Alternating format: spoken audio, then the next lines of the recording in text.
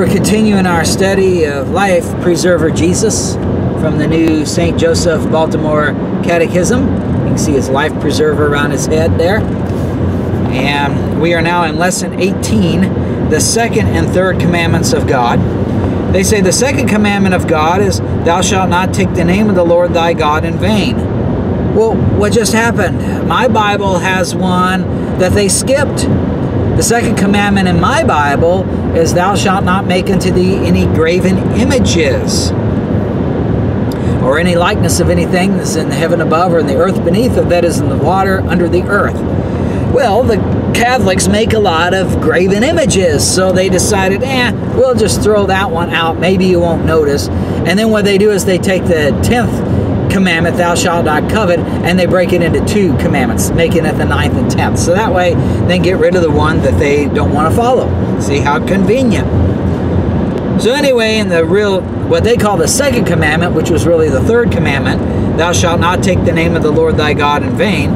Well, how do you do that? Here's an example. One businessman said he would give a framed picture of the second beatitude to the first meek man who ever made good. And this is called blasphemy, taking the name of the Lord thy God in vain. I thought taking the name of the Lord thy God in vain meant that I claim to be a Christian, but yet I get drunk at night, or I swear, or I do a lot of things that is unchristian-like.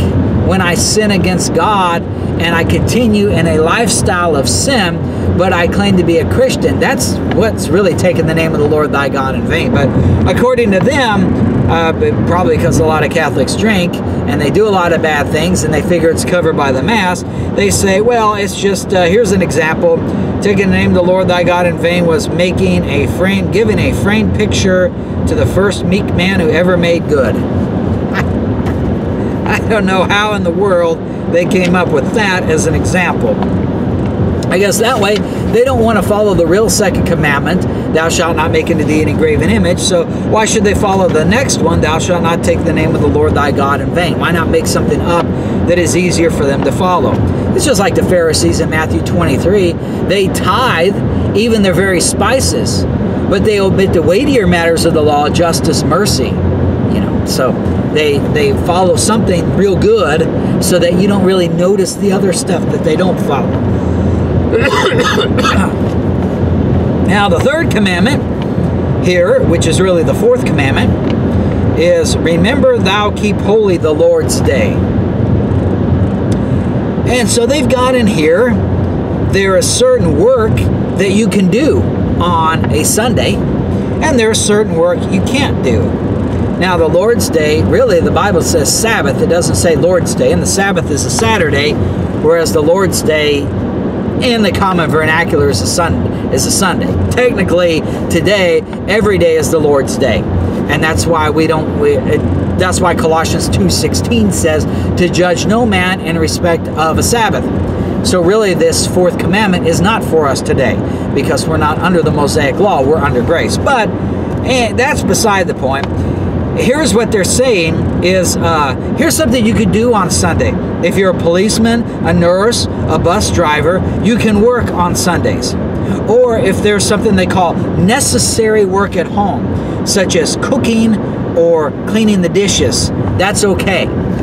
But some work that is not necessary, that it says examples of work that should not be done on Sunday without necessity are scrubbing floors, painting the house, keeping stores, factory work, etc. Those who cooperate in such work are also guilty of sin, such as Sunday shoppers, employers making men work on Sundays without necessity, etc. So now wait a minute here. It's necessary to work. If your boss says you must work on Sunday, that's okay if you're a policeman, a nurse, or a bus driver.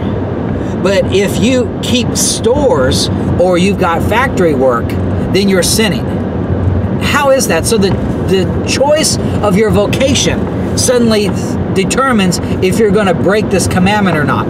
Because I can tell you, when it comes to factory work, it just depends on how many orders come in. They may have it to where they only have you work on a Wednesday or Thursday half a day because they don't have enough orders. Then again, they may be just swamped with orders, and they may require you to work on Sunday. If you're Catholic, you can't work on that Sunday. You are disobeying, remembering the Sabbath day to keep it holy. But yet, if you're a bus driver, it's okay. It just doesn't make any sense. How are they able to determine that certain work is okay and other isn't? And the same thing with necessary work at home. Cleaning the dishes is considered necessary work at home. That's okay. But scrubbing the floor isn't necessary. Well, what happens if I cook a meal and then I eat the meal and I clean the dishes, and while I'm cleaning the dishes, I just make a big old mess? Or the people at the dinner table, you got a baby or you got some kids and they spill a whole bunch of spaghetti sauce on the floor. So I can clean the dishes, but I can't clean up the spaghetti sauce, because that would be scrubbing the floor and that would be disobeying the Sabbath day. It just doesn't make any sense.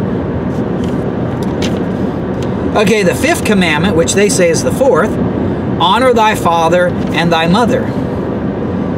But it says in here that it doesn't mean you obey your father and mother all the time, because the ultimate authority is the Catholic Church. So you should obey whatever your father or mother tells you to do, unless it is contrary to what the Catholic Church would say. Example, Father says, quote, no daughter of mine will ever enter a convent. Oh, remember we learned it's better to marry the church or marry Christ than it is to marry a regular spouse, a regular person. So the daughter then can say, and this is completely fine for the daughter to say to the father, quote, then I will have to wait until I am old enough and go anyway, since our parish priest and the sisters tell me I have a religious vocation. Oh, so it's not the Lord telling you this, or you think that that would be a good idea. It's because their parish priest and the sisters tell me I have a religious vocation. Well, maybe the parish priest thinks you're particularly attractive, and that's why he told you you have a religious vocation. I don't know. That's just a guess. So then go against your father, who probably thinks the priest is a pervert. And that's completely fine. The fifth commandment is thou shalt not kill. Really, it's the sixth one. But what's funny is, it's not the commandment that they say is the fifth commandment, thou shalt not kill. What do you think that means? Well, that I would think it means I don't go up to somebody and blow their head off with a gun or kill them with a sword or a knife or something. That seems like thou shalt not kill. But no, it goes beyond that. According to them, quote, by the fifth commandment, we are commanded to take proper care of our own spiritual and bodily well-being and that of our neighbor.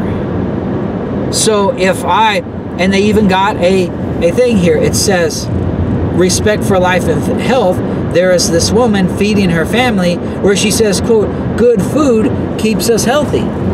So, according to this book, if a Catholic mother decides to feed her kids junk food, she disobeyed the commandment, thou shalt not kill. And how far do you take that exactly? I mean, we know that some foods are, there's a degree to how bad foods are. Lard is probably really bad, really unhealthy. But it tastes so great. But, so do we say you can't eat lard? Or what about popcorn? What if you're going to watch a Catholic priest on the TV instead of an R-rated movie? And you say to reward your kids for sitting down and listening to the Catholic priest, we're going to give them popcorn. But is popcorn so unhealthy that it disobeys the commandment, thou shalt not kill? Or is it okay, or it's only okay when it comes to a good reason behind it, like rewarding the kids for watching the Catholic priest? So I just think that's funny. And you also got to take care of the bodily well-being of your neighbor as well. So I guess if you are a good Catholic and your friend you see your friend going into a Taco Bell, let's say, because we know that food is unhealthy, Should I then stop and try to keep my friend from eating Taco Bell? And if I don't, then I'm killing him? Breaking the commandment, thou shalt not kill? I don't know. Very interesting.